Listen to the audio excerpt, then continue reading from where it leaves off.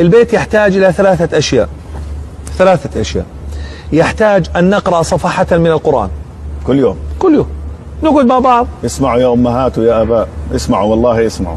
نجلس مع بعض، فكل واحد يقرأ صفحة من القرآن. صفحة القرآن تحتاج دقيقتين على الساعة دقيقتين. ونقرأ حديث من أحاديث رسول الله. افتح رياض الصالحين، قال صلى الله عليه وسلم: المسلم من سلم المسلمون من لسانه ويده. صدق رسول الله. سكرنا الكتاب، خلصنا. صفحة قرآن وحديث، ويحتاج إما استغفار أو صلاة على رسول الله 100 مرة.